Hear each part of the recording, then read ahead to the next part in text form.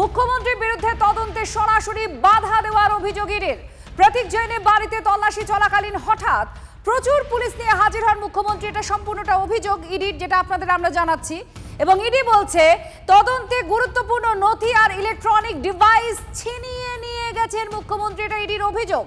এরপর আইপ্যাকের অফিসের কনভয় নিয়ে যান মুখ্যমন্ত্রী এবং তার পুলিশ জোর করে নথি ছিনিয়ে নিয়ে যান। কয়লাকাণ্ডে তদন্তে নাম উঠে এসেছে আইপ্যাকের। কয়লা পাচারে 10 কোটি টাকা পেয়েছে আইপ্যাক।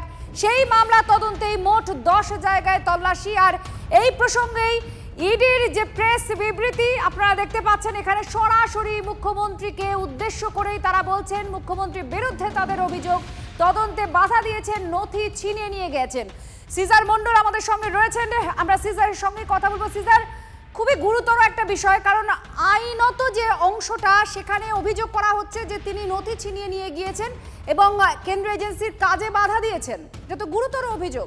একদমই, যেভাবে মমতা বন্দ্যোপাধ্যায় আইপ্যাকের কর্ণধারের বাড়ি থেকে বেরিয়ে একটা গুরুতর অভিযোগ করেছিলেন যে আইপ্যাক নাকি তার দলের ভোটের স্ট্র্যাটেজি সেইগুলোকে তথ্য চুরি করার চেষ্টা করছে, ইডির মাধ্যমে বিজেপি সেই তথ্য চুরি করার চেষ্টা করছে।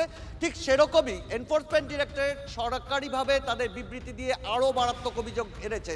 রাজ্যের মুখ্যমন্ত্রীর বিরুদ্ধে অভিযোগ আনা হচ্ছে যে এই তদন্তে, অর্থাৎ কয়লা পাচার তদন্তে, যে তদন্তে অনুপ মাঝি ওরফে লালা সহ 48 জনের বিরুদ্ধে ইতিমধ্যেই চার্জশিট দিয়েছে সিবিআই, যে তদন্ত এনফোর্সমেন্ট ডিরেক্টরেট করছে এবং এনফোর্সমেন্ট ডিরেক্টরেটের তদন্তে উঠে এসছে যে হাওয়ালার মাধ্যমে কয়লা পাচারের কোটি কোটি টাকা বিভিন্ন জায়গায় পাচার হয়েছে এবং তার মধ্যে 10 কোটি টাকা বেনিফিশিয়ারি হচ্ছে আইপ্যাক। এবং সেই সূত্র ধরেই গত 8ই জানুয়ারিতে যে তল্লাশি হয় তাই সেই তল্লাশিতে আরও নতুন তথ্য উঠে আসে আইপ্যাকের বিরুদ্ধে এবং সেই সূত্র ধরেই আজকে 10 জায়গায় ওই মামলাতে তল্লাশি চলছে, যার মধ্যে 2টি হচ্ছে আইপ্যাকের কর্ণধার প্রতীক জৈনের বাড়ি এবং তার সেক্টর 5-এর অফিস। এছাড়াও আরও 4 জায়গায় এই রাজ্যে তল্লাশি চলছে, আরও 4 জায়গায় তল্লাশি চলছে দিল্লিতে।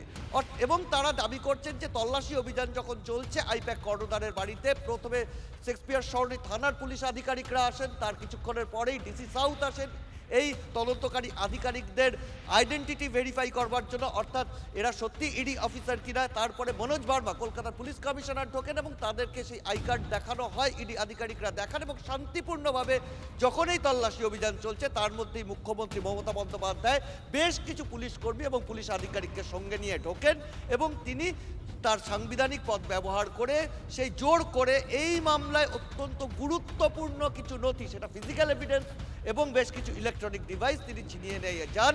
এবং তার পরবর্তীতে আইপ্যাকের সেক্টর 5-এর অফিসেও ঠিক একইভাবে ফিজিক্যাল এভিডেন্স এবং কি ইলেকট্রনিক ডিভাইস ছিনিয়ে নিয়ে যান মুখ্যমন্ত্রী, এমনটাই অভিযোগ। এবং সেই জায়গা থেকে গোটা এই পিএমএলএতে যে তদন্ত চলছে সেই তদন্তে তিনি বাধা সৃষ্টি করেছেন, এমনটাই কিন্তু অভিযোগ এনফোর্সমেন্ট ডিরেক্টরেট। এবং সেই অভিযোগ তারা এখানে তারা প্রেস বিবৃতির মাধ্যমে বিবৃতি দিয়ে কিন্তু ক্ষান্ত থাকেনি। ইতিমধ্যেই তারা কলকাতা হাইকোর্টের দ্বারস্থ হয়েছে, তদন্তে বাধার অভিযোগ তুলে ইতিমধ্যেই বিচারপতি শুভ্রা ঘোষের দৃষ্টি আকর্ষণ করা হয়েছে এবং সেইখানে বিচারপতি শুভ্রা ঘোষ তিনি মামলা করার অনুমতি দিয়েছেন। আগামীকাল এই মামলার শুনানি হতে পারে। অর্থাৎ সংঘাতটা কিন্তু তীব্রতর আকার ধারণ করেছে। রাজ্যের মুখ্যমন্ত্রীর বিরুদ্ধে কেন্দ্রীয় গোয়েন্দা সংস্থা সরাসরি তদন্তে বাধা দেওয়া খালি নয়, তদন্তের অন্যতম গুরুত্বপূর্ণ তথ্য প্রমাণ ছিনিয়ে নিয়ে যাওয়ার অভিযোগ আনছে এবং সেই নিয়ে তারা হাইকোর্টের দ্বারস্থ হচ্ছে। সেটা কিন্তু এখন পর্যন্ত এই সাম্প্রতিক অতীতে গোটা দেশে এই ধরনের বেনজির ঘটনা ঘটেছে বলে কেউ মনে করতে পারবেন না। একেবারে সিজার, তুমি আমাদের সঙ্গে থাকো। যেমনটা সিজার বলছিল যে গোটা দেশে আত্রেই এই ধরনের বেনজির ঘটনা ঘটেছে বলে আমরা কিন্তু দেখতে পাইনি, এমনকি এই ধরনের অভিযোগ যেটা ইডি করছে মুখ্যমন্ত্রীর বিরুদ্ধে এবং এই ধরনের অভিযোগ কিন্তু এর আগে ইডির আধিকারিকরা কখনো করেছেন বলে মনে হয় না।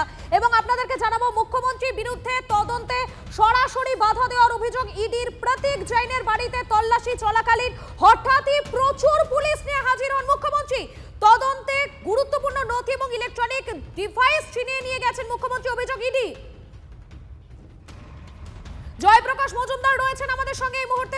জয়প্রকাশ বাবু, আপনাকে স্বাগত টিভি9 বাংলায়। দেখুন, ইডির পক্ষ থেকে যে বিবৃতি দেওয়া হচ্ছে সেই বিবৃতিতে ভয়ঙ্কর অভিযোগ তারা করছে, মুখ্যমন্ত্রীর বিরুদ্ধে সরাসরি তদন্তে বাধা দেওয়ার অভিযোগ করছেন ইডির আধিকারিকেরা। শুনুন, ইডি কেন প্রেস দিয়ে কেন এসব বলছেন? কোর্টে যান না যদি ক্ষমতা থাকে। কোর্টে গেছেন জয়প্রকাশ বাবু ইডি কোর্টে গিয়েছে। হাইকোর্টের দ্বারস্থ হয়েছে। আগামীকাল শুনানির ভালো সম্ভাবনা তো, আছে। ভালো, কোর্টেই হয়ে যাবে। দুধ কা দুধ, পানি কা পানি।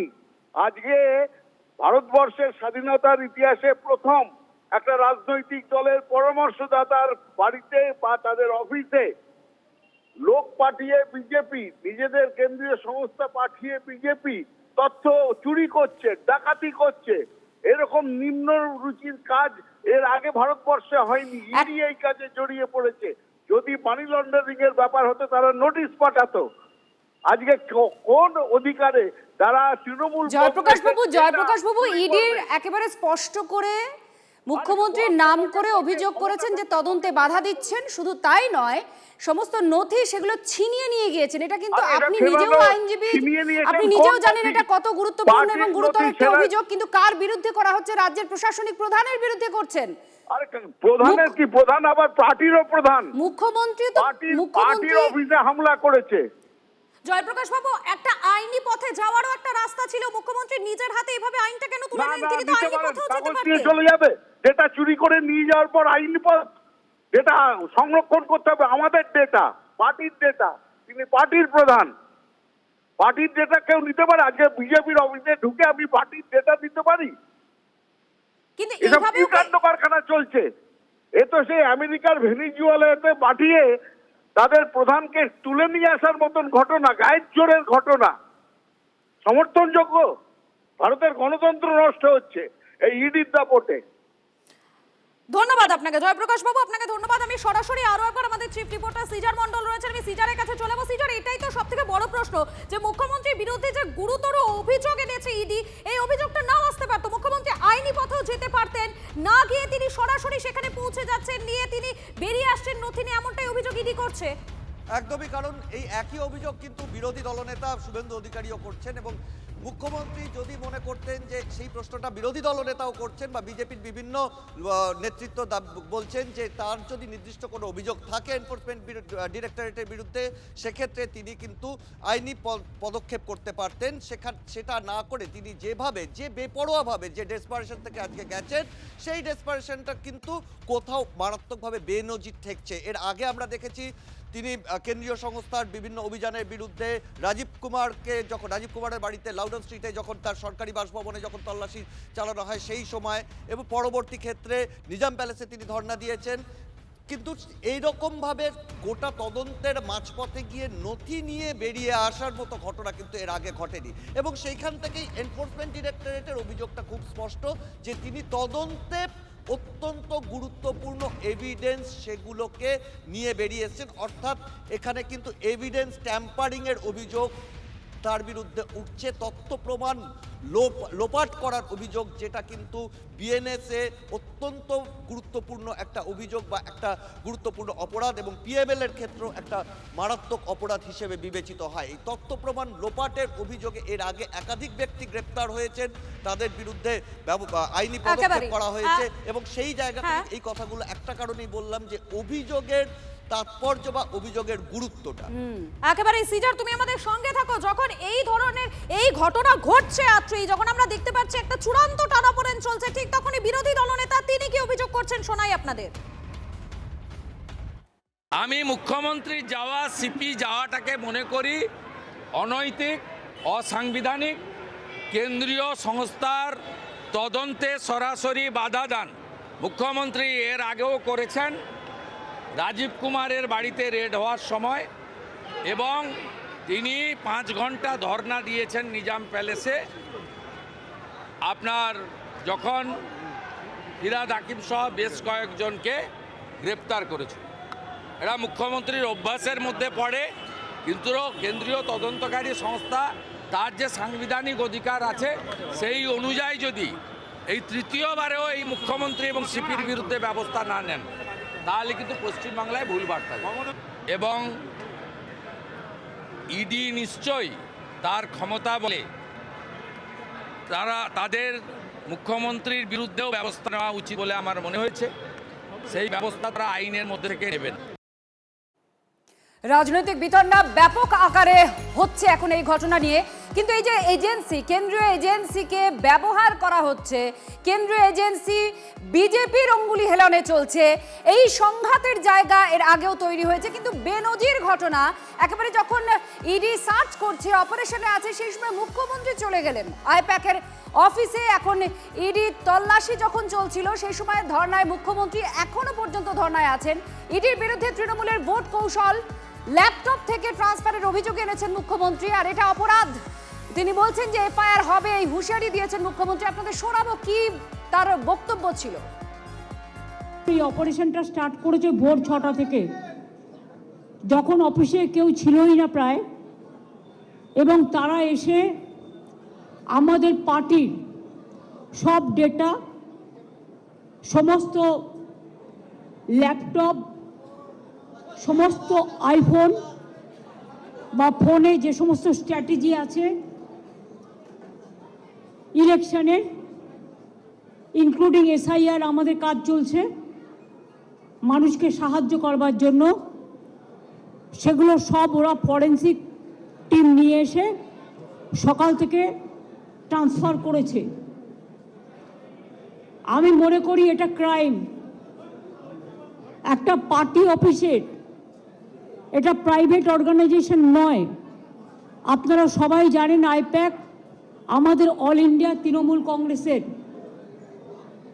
এটা আমাদের অথরাইজড টিম, এবং সেই অথরাইজড টিমের কাছ থেকে সব কাগজ ছিনিয়ে নেওয়া, সব লুট করা, এবং কাগজ টেবিলগুলো পুরো ফাঁকা পড়ে রয়েছে। তার মানে সব কাগজপত্র এবার বলুন আবার নতুন করে তৈরি করতে গেলে ইলেকশন তো পেরিয়ে যাবে। এটা কি ওদের ঠিক হয়েছে? আপনারা শুনলেন মুখ্যমন্ত্রী মমতা বন্দ্যোপাধ্যায় তিনি কি বলছেন, তার বক্তব্য আপনাদেরকে শোনালাম। এবং এজেন্সি বনাম মমতা বন্দ্যোপাধ্যায় ভোট ভঙ্গে একেবারে তোলপাড় পরিস্থিতি, কেন্দ্রের সঙ্গে বেনজির সংঘাতে মুখ্যমন্ত্রী। আইপ্যাকের কর্ণধারের বাড়ি অফিসে ইডির তল্লাশি, ঠিক তখনই আমরা দেখতে পেলাম প্রতীক জৈনের বাড়িতে, সেখানে সরাসরি পৌঁছে গিয়েছিলেন মুখ্যমন্ত্রী, এবং তারপরে সেখান থেকে তিনি সেক্টর 5-এ প্রতীক জৈনের যে আইপ্যাকের অফিস সেখানে তিনি পৌঁছে যান, এবং সেখান থেকে সরাসরি রয়েছেন আমাদের প্রতিনিধি সুজয় রয়েছেন। সুজয়, মুখ্যমন্ত্রী একটা বিষয় তো স্পষ্ট করে দিয়েছিলেন মমতা বন্দ্যোপাধ্যায়, যতক্ষণ পর্যন্ত না প্রতীক জৈন সেখানে আসছেন ততক্ষণ পর্যন্ত তিনি সেখানেই থাকবেন।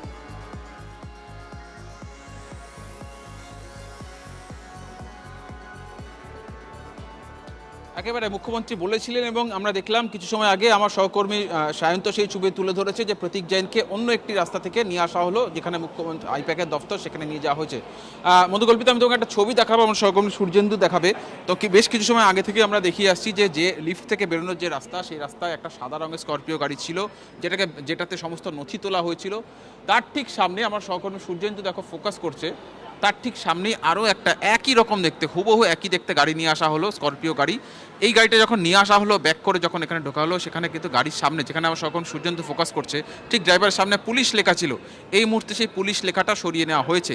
তাহলে পুলিশ লেখা গাড়ি থেকে পুলিশ লেখা সরানোই বা হলো কেন, এটা প্রশ্ন। এবং একই সঙ্গে যে গাড়িটায় নথি রয়েছে, পিছনের গাড়িটা দেখতে পাবে যে সেই পেছনের গাড়িটাকে কিন্তু সামনের গাড়িটা ঢেকে দিয়েছে, অর্থাৎ ব্লক করে দিচ্ছে, সেটা দেখা যাচ্ছে। শুধু তাই নয়, সর্বত্রই একটা ব্লক করে দেওয়া, এবং সেখানে দেখো গাড়ির পেছনের দরজা খোলা হয়েছে। কেউ বা কারা গাড়ির পেছনে রয়েছেন তাদের গতিবিধি আমরা চেষ্টা করছি যতটা সম্ভব তুলে ধরা, অর্থাৎ ওই পেছনের গাড়িটার পেছনের দরজায় যেখানে সমস্ত নথিপত্র রয়েছে, দেখো আমি আবার দেখাচ্ছি, আমার সহকর্মী সূর্যেন্দু সেই জায়গাতে ফোকাস করছে। গাড়ির পেছনে কিন্তু যে গাড়িটার নথি রয়েছে, সেই গাড়ির পেছনে একজনের গতিবিধি আমরা দেখতে পাচ্ছি। গাড়ির পেছনের দরজা খোলা হয়েছে, এবং এই গাড়ির পেছনের দরজাতেই কিন্তু প্রচুর নথি তোলা হয়েছিল, সেটা আমরা প্রথম থেকে দেখিয়েছি।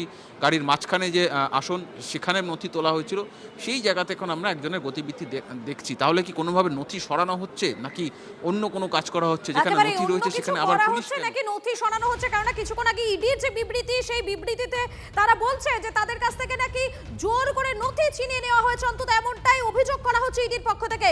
এবং আপডেটের দিকে আমাদের নজর থাকবে। আপাতত তোমাকে ধন্যবাদ সুজয়।